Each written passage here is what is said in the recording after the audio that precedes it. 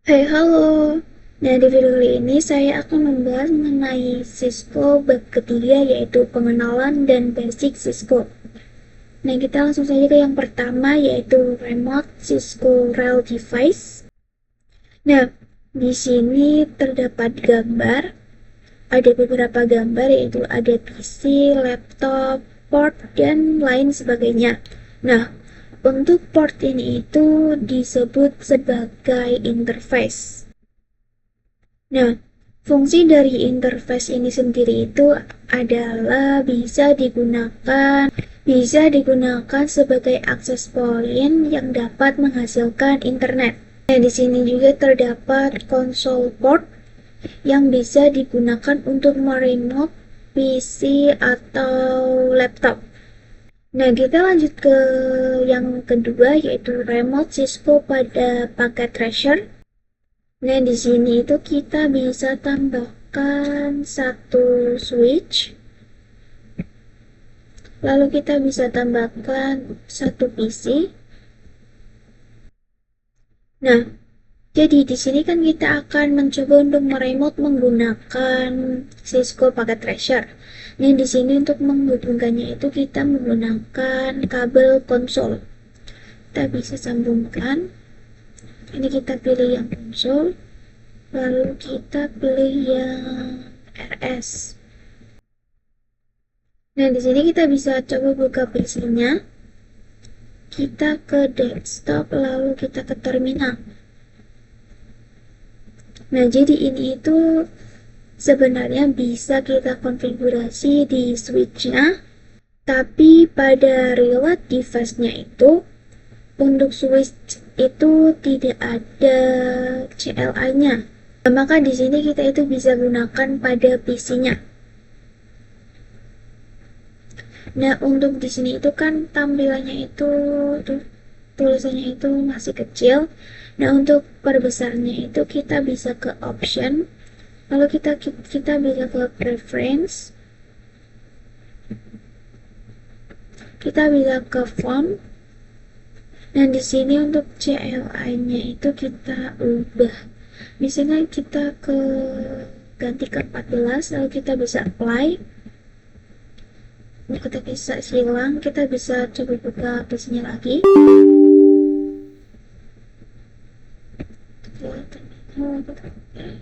Nah, di sini untuk tulisannya itu sudah besar-besar ya.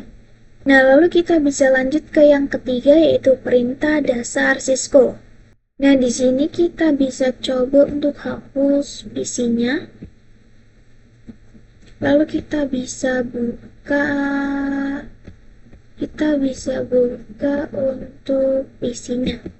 Untuk switch-nya. Lalu kita ke CLI. Nah, di sini itu kan terdapat tanda lebih dari. Nah, tanda lebih dari ini itu menunjukkan bahwa kita itu berada di user mode. Nah, lalu di sini ketika kalian itu mengetikkan atau kasih perintah tanda tanya, itu nanti akan muncul komen. Nah, di user mode ini itu kita terbatas untuk konfigurasinya daripada di preference atau di global mode.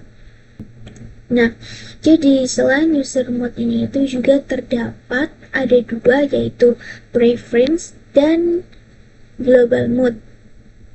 Nah, di sini kita bisa kasih perintah agar bisa masuk ke preference itu enable,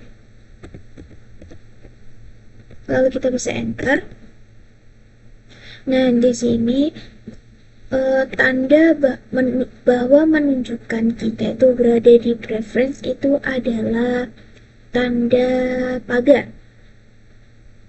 Lalu kita akan coba masuk ke global mode. Itu kita bisa ketikkan perintah config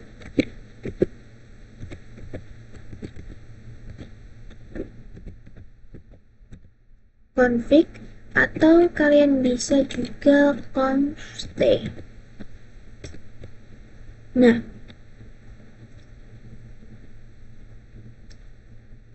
tanda bahwa menunjukkan kita itu berada di global mode itu adalah terdapat switch, lalu terdapat kurung buka, kurung tutup buka config, dan tanda pagar.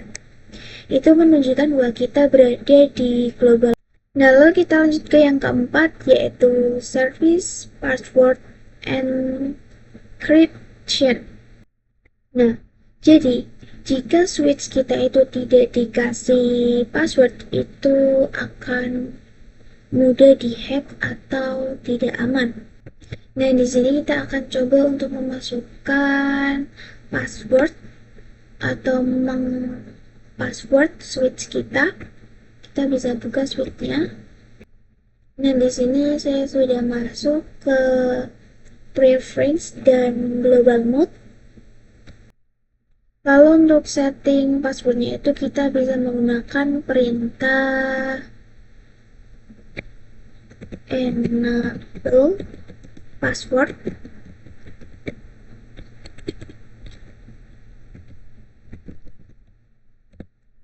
Nah, untuk passwordnya itu saya akan menggunakan 123, lalu kita bisa enter.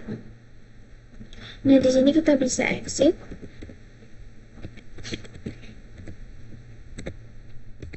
Lalu kita coba exit lagi. Nah, di sini kita akan coba untuk masuk lagi ke preference.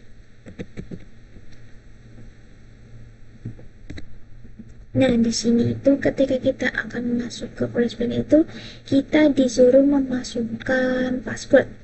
Nah, kita bisa masukkan password yang tadi kita buat, yaitu 123, enter.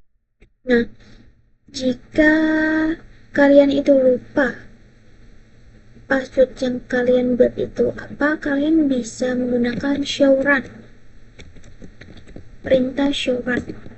Dan nanti akan terdapat enable password yang tadi kita buat. Tetapi untuk enable password ini itu tetap tidak secure ya.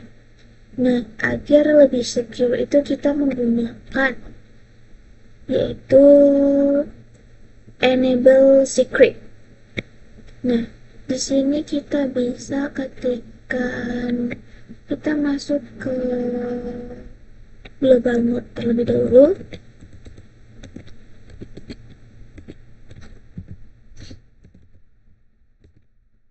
Lalu kita bisa ketikkan perintah enable secret. Untuk passwordnya itu adalah 1608. Kita bisa enter. Lalu kita coba exit.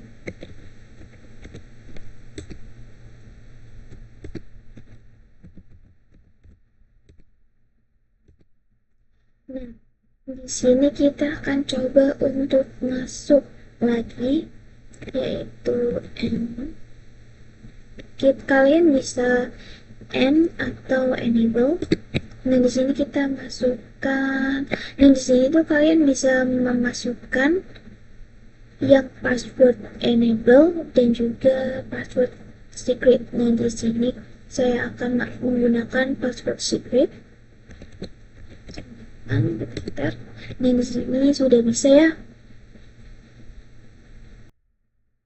Nah, lalu kita lanjut ke yang kelima, yaitu konfigurasi IP address pada Cisco router. Nah, di sini untuk switchnya kita akan hapus terlebih dahulu. Nah, di sini saya akan tambahkan satu router. Nah, di sini saya menggunakan yang 1841. Lalu kita tambahkan 3 PC. 1, 2, 3. Lalu saya tambahkan satu switch.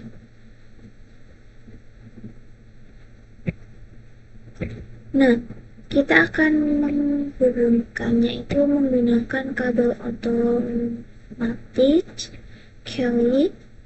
Kita bisa menghubungkan dari router ke switch, lalu kita hubungkan dari switch, kita juga hubungkan dari switch ke PC1, kita juga hubungkan dari switch ke PC2, dan juga kita hubungkan dari router ke PC3. Nah, di sini kita buka routernya, kita ke config. Nah, di sini itu kan kita bisa konfigurasi pada FA-nya. Tetapi di real device itu tidak ada yang seperti ini. Di real device itu kita menggunakan CLI. Nah, di sini kita akan menggunakan CLI. Nah, sebelum konfigurasi kita tentukan dulu IP-nya. Kita beri. Nah, di sini untuk FA0/0 yang mengarah ke switch itu saya kasih IP 10.10.10.1. Lalu untuk PC1-nya itu saya kasih IP 10.10.10.2, dan untuk PC2-nya itu saya kasih 10.10.10.3. Lalu untuk IP FA0/1 ini itu saya kasih IP 20.20.20.1, dan untuk IP PC-nya itu adalah 20.20.20.2. Nah, lalu kita bisa konfigurasi pada routernya.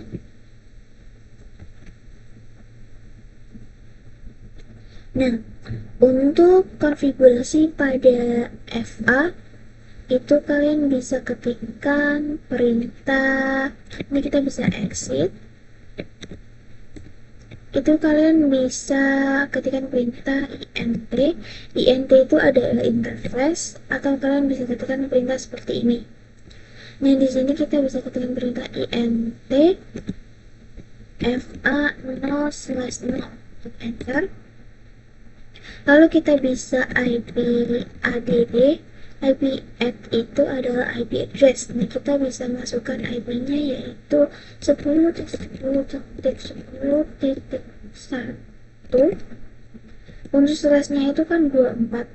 Nah, kita bisa 255.255.255.0, lalu kita bisa enter. Nah, lalu kita untuk mengaktifkannya itu kita bisa ketikkan perintah no sh. Nah, no sh itu adalah no shutdown. Kita bisa enter.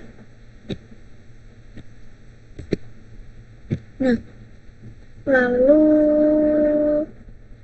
kita akan konfigurasi juga yang FA01-nya. Nah, ini kita bisa exit. Kita bisa ketikkan perintah int atau interface, lalu FA0/1. Kita bisa enter. Lalu kita bisa ketikkan perintah ipf. Untuk IP yang 0/1 itu adalah 20.20.20.1. Untuk slash-nya itu sama, yaitu 255.255.0. Kita bisa enter. Nah, di sini kita juga bisa enter. Nah, lalu kita bisa konfigurasi ke PC-nya. Kita masuk ke PC1. Kita bisa ke desktop, lalu IP config. Nah, di sini untuk IP address-nya itu adalah 10.10.10.2. Lalu untuk subnet smart-nya itu adalah 255.255.255.0. Nah, Untuk IP gateway, untuk default gateway-nya itu adalah yang 10.10.10.1 yang tadi di router. Lalu kita bisa konfigurasi juga di PC 2-nya. Desktop IP config 10.10.10.3, lalu subnet swapnya 255.255.255.0 dan IP gateway-nya itu adalah 10.10.10.1. Kita juga konfigurasi di PC 3-nya.